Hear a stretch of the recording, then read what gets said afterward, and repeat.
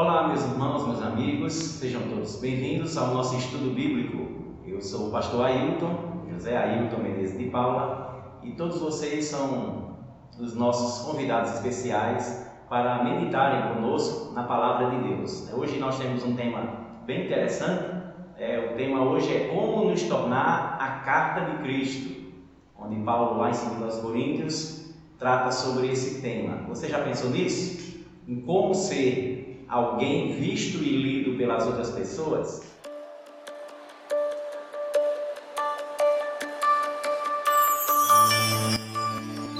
Então, nós vamos iniciar, vamos para o nosso texto. 2 aos Coríntios, capítulo 3, versículo 2, diz assim a palavra de Deus: Vós sois a nossa carta, escrita em nosso coração, conhecida e lida por todos os homens, estando já manifestos como carta de Cristo, produzida por nosso ministério, escrita não com tinta, mas pelo Espírito do Deus vivente, não em tábuas de pedra, mas em tábuas de carne, isto é, nos corações. Nós temos conhecido que a palavra de Deus, ela nos dá esse norte de sabermos quem nós somos para apresentarmos ao mundo. O pastor Carlos Queiroz é um pastor já falecido, mas ele tem um conhecimento muito vasto sobre essa área, porque ele era escritor também. Ele diz assim: as pessoas não vão ler o que você diz, elas leem o que você vive. É bem interessante essa posição dita pelo pastor Carlos Queiroz, que nós somos como aqueles que as pessoas olharão, verão e desejarão ou não seguir a Cristo por causa do nosso testemunho, por causa da nossa vida. Então, para a nossa meditação hoje, nosso estudo bíblico, eu quero que você pense bem acerca desse tema, Somos a carta de Cristo. Quem disse isso foi o apóstolo Paulo. Ele nos considera como aqueles que têm um grande poder de influência. Ou seja, nós vivemos no mundo para que Cristo seja glorificado em nossas vidas, e essa influência que nós levamos ao mundo é a influência moral, espiritual, que é um poder ou uma capacidade. Então nós temos como norte aquilo que as pessoas dirão sobre nós e sobre o que nós cremos. Nós somos, como o apóstolo Paulo diz, cartas vivas, conhecidas e lidas por todos os homens. E o que é uma carta? Você sabe muito bem que ela deixou de existir há um tempo atrás com mais incidência. Os correios trabalhavam bem nessa linha de entrega de cartas e correspondências. A carta é uma mensagem que alguém tem para outra pessoa. Ela é uma informação que serve também para se comunicar com outra pessoa. A carta tem algumas fundamentações. A primeira é que há uma pessoa que tem o desejo de escrever, que nós chamamos de emissário. A segunda é um assunto que chamamos de mensagem. Todo mundo que vai escrever e transmitir algum conteúdo, ele tem sobre si uma responsabilidade de informar, de pedir, de aconselhar ou de tratar sobre algum assunto que possa ser motivo de interesse de outra pessoa. E, por fim, é uma resposta, uma expectativa de resposta por aquilo que nós chamamos também de correspondência. Há um diálogo, não um diálogo visível, mas por meio dos escritos, uma pessoa consegue transmitir uma ideia, um pensamento, e esse é o nosso intuito de ser também no mundo. Como cartas de Cristo, nós sabemos que Cristo habita em nós. E se Ele habita em nós e tem feito com que o mundo conheça a Ele por meio de nós, nós temos que ser enviados ao mundo. Então temos aqui uma mensagem, temos um conteúdo, esse conteúdo precisa ser notório, conhecido e percebido pelas pessoas. É o que Deus faz conosco. Ele escreve no nosso coração como cartas vivas da parte dele, para que as pessoas vejam e possam seguir a Cristo. Então, quando Paulo utiliza essa alegoria, ele entende que há necessidade de mostrar aos seus leitores que eles serão ensinados, eles serão ministrados na palavra, e isso depende totalmente de uma capacitação. Deus escreve aquilo que Ele quer que as pessoas vejam em nós, ele nunca deixa se passar como sem conteúdo. Deus escreveu no meu coração, o seu próprio pensamento. Deus quis que nós tivéssemos um raciocínio não baseado no nosso conhecimento, mas naquilo que nós transmitimos a partir da sua palavra. Por isso, é o Espírito Santo que coloca as letras necessárias para que aquilo que nós vamos falar possa surtir um efeito na vida do nosso semelhante. Então, ele firma conosco um processo de cooperação, uma aliança. Eu e você somos aquilo que o Espírito Santo quer relatar ao mundo. Então, como é que nós podemos passar uma mensagem baseada no que Paulo falou? Eu coloquei algumas características aqui. A primeira é que nós não devemos viver debaixo da lei. A primeira mensagem, que a carta chega ao coração das pessoas e ao conhecimento, não há mais como nós vivermos debaixo da lei para tentarmos justificar a nossa vida diante de Deus. O processo da lei, ele serve para mostrar onde o pecado encontra-se, mas não para justificar ninguém. Nós somos justificados pelo sangue de Jesus por meio da graça. Isso não vem de nós, é dom de Deus. A segunda característica da mensagem é que nós devemos conduzir a nossa vida pelo ministério da justiça. A justiça que Cristo operou na cruz justificou-nos, nos deu total a aprovação diante de Deus, porque Ele olha para nós e nos vê como agora pessoas regeneradas. A terceira é que quando se tira o véu da incredulidade, nós não vivemos debaixo da lei e temos agora a noção de que Cristo nos libertou, esse Espírito que promove fé no nosso coração, ele nos liberta do pecado e nos traz liberdade para a vida. Veja bem, quando nós temos uma fé genuína na pessoa de Cristo, somos alicerçados e fundamentados no Senhor. E é que temos fé, e já que temos fé em Cristo, somos salvos e nos tornamos novas criaturas. Entenda você que uma nova natureza surge quando uma pessoa recebe o Evangelho.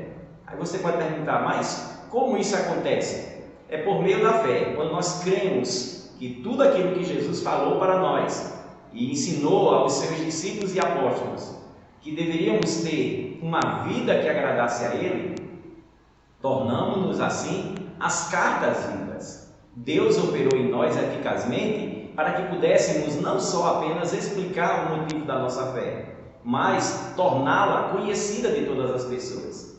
E quando nós tornamos-nos semelhantes ao Filho de Deus, nos aproximamos de Deus por meio da fé, nós entendemos que a palavra fé, ela desmembra-se em 4 outras que são, na verdade, verbos. É crer, confiar, obedecer e seguir. Então, esses 3 mecanismos de ação, eles tornam, assim, a nossa vida interessante por causa de não apenas um pensamento. Tem pessoas que dizem assim, eu creio no Evangelho, mas ele não obedece ao Evangelho. Tem outros que dizem assim, eu sigo o Evangelho, mas tem fé que não pode seguir da forma que é obediente. Então a pessoa se torna perdida. Ou ele tem esses 4 fundamentos, ou ele tem apenas uma crença. Ele acredita em algo, seja ele superior ou de forma abstrata, mas quando uma pessoa tem fé, uma fé em Deus, ele segue um processo que não é mais uma fé natural. O que é uma fé natural? É quando nós acreditamos numa pessoa, acreditamos em bens, acreditamos em instituições, acreditamos na família, no intelecto, na saúde, na beleza, no conhecimento, então no cosmos, nas estrelas, e tudo aquilo que volta-se ao nosso lado, ao nosso redor, nós podemos ter fé, podemos acreditar que eles existem e que eles são norteadores da nossa conduta. Mas o que Paulo está falando para nós como cartas vivas não é essa fé natural. O que Paulo está dizendo é que a fé que nós temos no Filho de Deus, que veio nos resgatar do mal e nos livrar do pecado, é uma fé sobrenatural. Está firmada em Cristo, uma fé viva e eficaz. O apóstolo Tiago também escreve em seu livro, ele diz assim, porque assim como o corpo sem espírito está morto, assim também uma fé sem obras é morta. Então, o que é que Tiago está dizendo para nós? Que a nossa vida, ela está sendo lida pelas pessoas, precisa se operar em nós obras que glorifiquem a Deus, obras que retratem de fato quem nós somos, obras que possam nortear todas as pessoas que Cristo vive em nós. Então, grande responsabilidade é essa. Nós somos escritos à mensagem de Deus e temos no nosso coração a questão da liberdade para viver. Nós não ficamos preocupados em isso é certo, isso é errado, porque nós pautamos a nossa vida e andamos na segurança de que sabemos que somos guiados pelo Espírito. E o Espírito a ninguém engana. Ele tem trabalhado no nosso coração e espelha a nossa vida na vida de Cristo. Então nós reproduzimos aquilo que o Filho de Deus viveu aqui na terra. Aí você pode dizer assim, mas pastor, não é muita responsabilidade imitar a Deus na pessoa de Jesus? E eu digo, é verdade sim. Por isso que o autor da carta aos Hebreus diz para nós: guardemos firmes a convicção e a confissão da esperança, sem vacilar, pois quem fez a promessa é fiel. Consideremos-nos também uns aos outros para nos estimularmos ao amor e às boas obras. Então, essa resposta a pergunta que eu fiz e a resposta automaticamente, ela se dá quando? Quando nós sabemos que é difícil imitar a Cristo, mas nós fazemos isso de forma voluntária, de forma tranquila, sem alarde, sem crises e sem preocupações de que façamos sempre o melhor e o mais parecido com o que Jesus nos mostrou. Porque nós podemos entender que Cristo está trabalhando na nossa vida, estamos em construção. Não temos alcançado, como o próprio apóstolo diz assim, olha, não julgo ter alcançado, mas prossigo para o alvo, para o prêmio da soberana vocação em Cristo Jesus. Então nós temos uma maneira de propagar o Evangelho. Como carta que somos, nós podemos contar aos outros a respeito de uma mensagem. E qual mensagem é essa? Não tem outra senão a salvação. Você já percebeu que muitas vezes nós perdemos tempo não anunciando o Evangelho? Ficamos como se nós tivéssemos já adquirido a salvação e não nos preocupamos mais com ninguém. E o que faz isso ser verdade? É porque nós reconhecemos que talvez as pessoas não desejem o Evangelho, não queiram nada com Cristo e por isso elas se tornam apenas mero coadjuvantes, participam da nossa salvação, mas não é esse o intuito da carta que Cristo escreve por nossas vidas. Ele quer que a gente, além de ser bondosos uns com os outros, de fazermos o bem, de sermos prestativos, essas pessoas que estão ao nosso alcance, que a Bíblia chama de próximo, elas podem também ter uma noção clara e certa de quem é Jesus, o que ele veio fazer.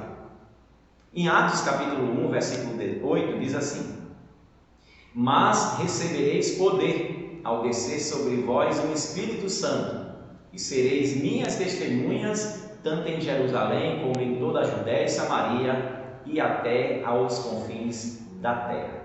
Que ação é essa escrita pela ação bendita do Espírito Santo em nós?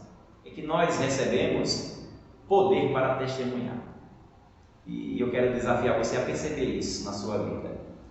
Não é da nossa boca, da nossa capacidade intelectual ou de conhecimento. Nós temos um poder que nos leva a fazer isso. E esse poder, a Bíblia diz que é dado pelo Espírito Santo como capacitação para que as pessoas possam ver em nós uma nova natureza. Para isso nós fomos chamados. E, ademais, o que é que nós pensamos acerca dessa carta?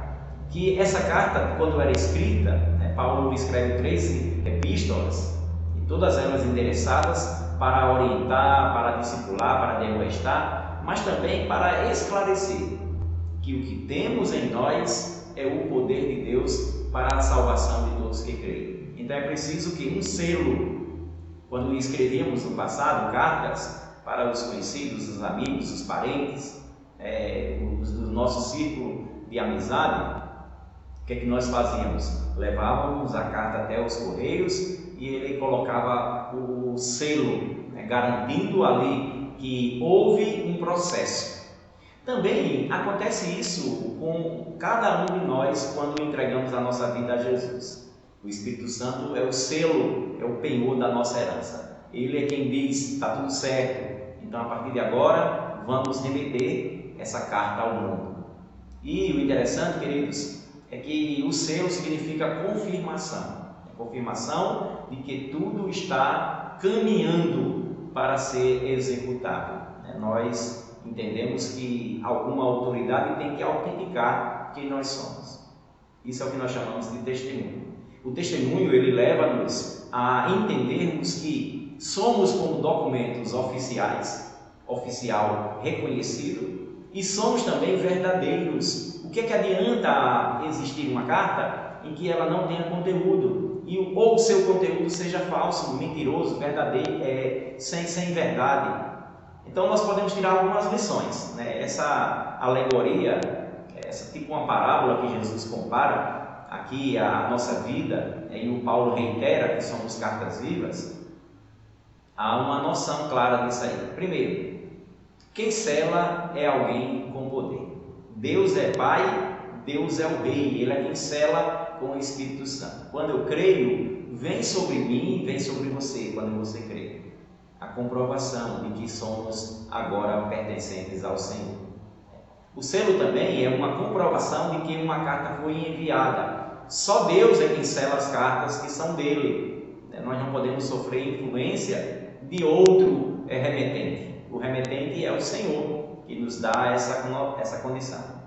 Terceiro, é que nós somos também selados por Deus para passarmos a pertencer a Cristo, ou seja, um símbolo de garantia, de autoridade, mas também de certeza que Ele está em nós e Ele age por meio de nós, né? Em 2 Coríntios, Paulo diz assim, mas, 2 Coríntios, capítulo 1, versículo 21 e 22, mas o que nos confirma convosco em Cristo e o que nos ungiu é Deus, o qual também nos selou e deu o penhor do Espírito em nossos corações. Eu queria chamar a sua atenção para alguns tipos de cartas que existem ainda em vigor.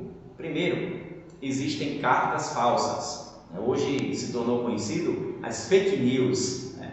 Onde as pessoas escrevem ou criam um texto e esse texto ele não tem nenhuma presença de verdade. Ele é um evangelho falso, é um falso Cristo, uma falsa doutrina, é uma falsa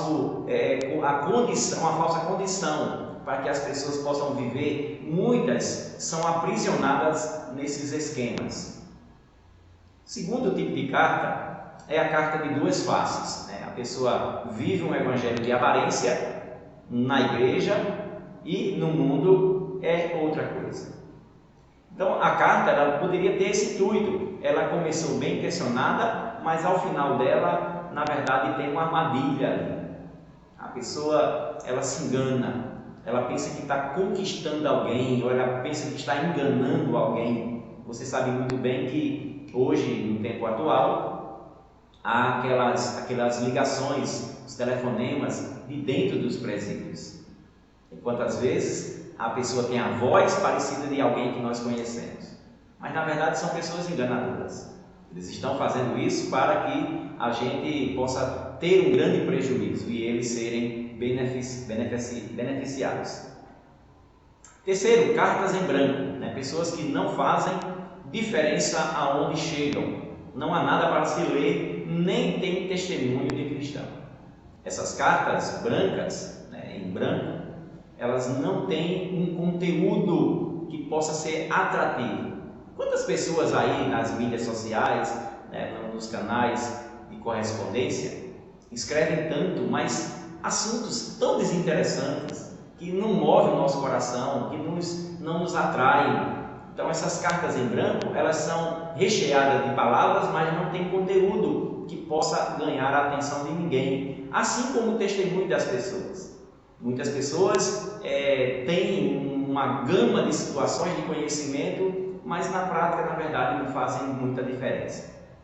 Quarto lugar, existem as cartas de vanglória, onde pessoas levam uma mensagem de si mesma, de autoexaltação.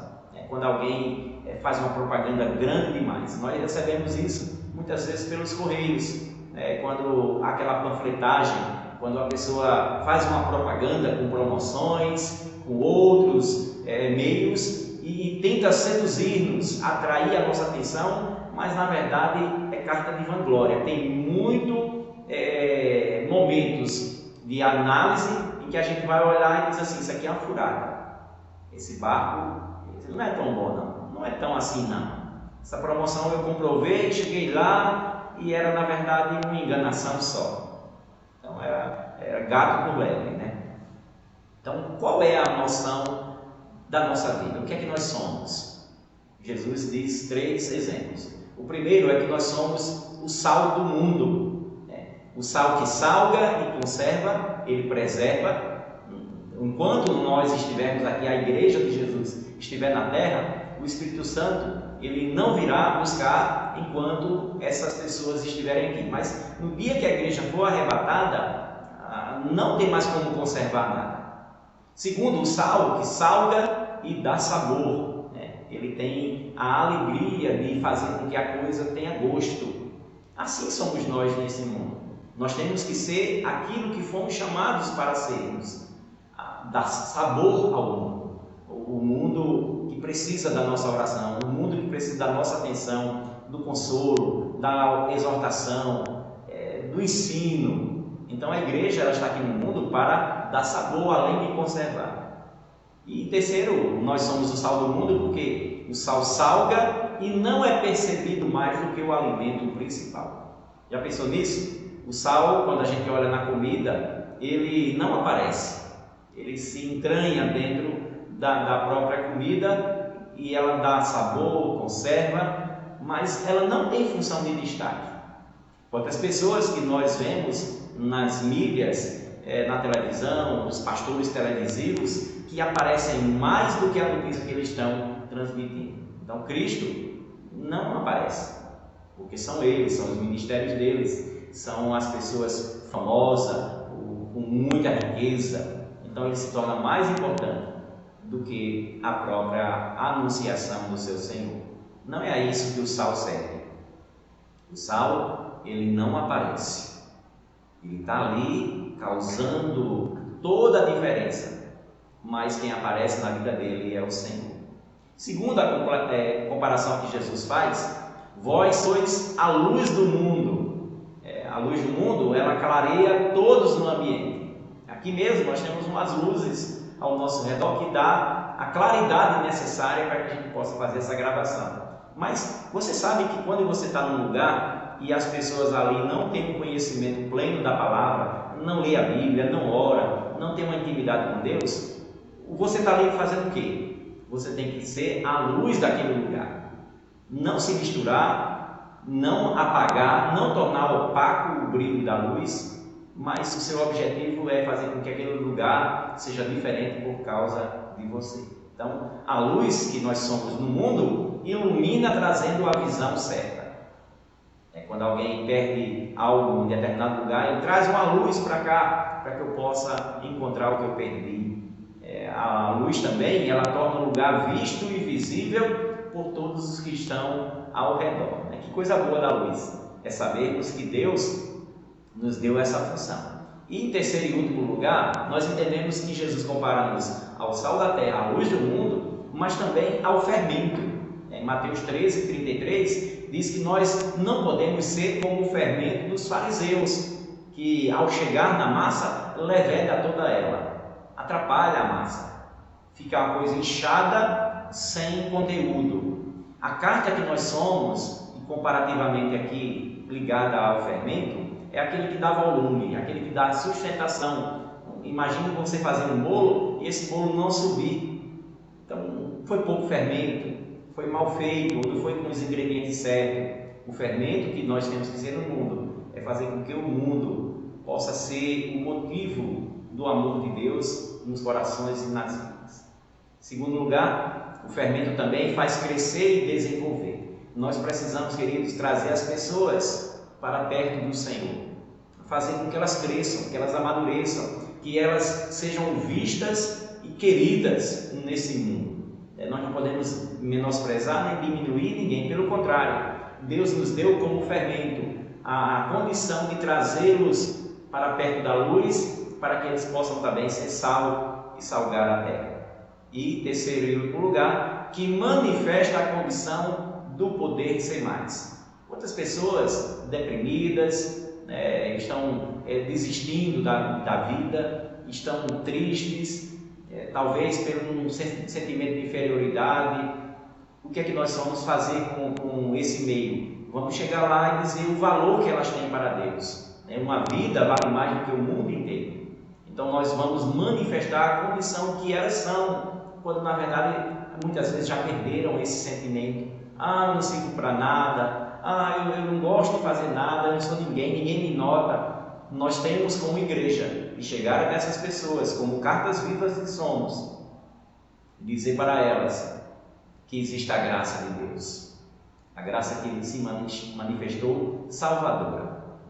Nós temos que anunciar Cristo para que haja no coração uma fé produzida, para que haja uma vida renovada por meio do arrependimento e por termos também um estado revelado a partir do batismo. O batismo é a confissão pública de que houve uma vida transformada em nós. Então, todo leitor deve ser influenciado.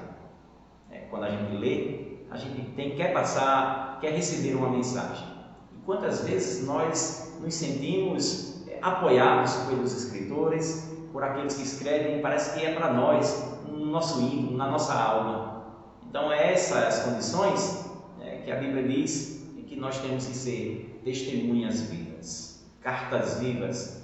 1 Pedro, capítulo 3, versículos 1 e 2 diz assim: mulheres, sedes vós igualmente submissas a vosso próprio marido, para que, se ele ainda não obedece à palavra, seja ganho, sem palavra alguma, por meio do procedimento de sua esposa, ao observar o vosso honesto comportamento cheio de temor. Veja que coisa interessante. Muitas vezes a mulher em casa, que é serva de Deus, crente em Jesus, ela tem a oportunidade de testemunhar sobre a sua nova vida. O marido vai olhar, vai observar e vai ser ganho, vai ser transformado ali pelo seu proceder condigno da vocação que ele viu na sua esposa. Então, quero concluir dizendo para você o seguinte: essa nossa reflexão sobre sermos cartas vivas representa para mim e para você, eu creio, uma nova dimensão do nosso testemunho. Nós temos que levar as pessoas ao entendimento e anunciando de forma tranquila, não é pressionando, não é conduzindo-as forçadamente, mas apresentando no nosso proceder. Elas vão crer muito mais naquilo que nós demonstramos como servos de Deus do que com as nossas palavras. Talvez as nossas palavras elas não tenham um lugar apropriado para ser manifestadas, mas o que eu entendo como palavra de Deus é uma vida que foi operada grandemente pela palavra de Deus, gerou em nós.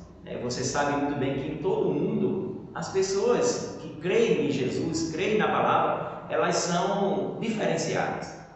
Em todos os países do mundo onde o Evangelho chegou, a pessoa tem a mesma fé que nós temos.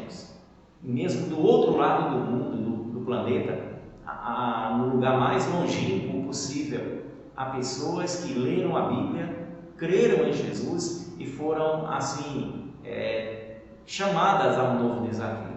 O Evangelho é isso, não é forçado. Quem crê será salvo, mas quem não crê já está condenado, deixa eu dizer. Então eu desafio você, meu irmão, meu amigo, agora nesse tempo de pandemia, em que a gente não tem muito acesso aos cultos presenciais, nós podemos divulgar por meio desse canal. O Evangelho é a manifestação aqui de que não há barreiras para ele, tem alcance, e por meio da internet nós chegamos até sua casa, e eu creio que se você ficou até o fim comigo, desde o início, você entende esse recado de Deus para a sua vida. Eu quero convidar também você a dar o seu like, dizer se gostou, fazer um comentário E se você não é inscrito no nosso canal, tenha esse tempo também, se inscreva. Todos os dias, de segunda a sábado, nós temos esse tempo reunido, né? Então, não é apenas para a igreja, é para todos aqueles que abrirem o coração, tá bom? Que Deus te abençoe, te fortaleça, te dê sempre um coração sedento pela palavra. Você está no caminho certo, eu posso dizer com certeza. Aquele que começou a boa obra em você é fiel para completá-la até o dia de Cristo. Que Deus te abençoe, te fortaleça, que Deus dê a você sempre o desejo de andar na verdade da palavra do Senhor. Tenham todos uma noite especial, sejam todos abençoados ricamente pelo nosso Deus. Amém.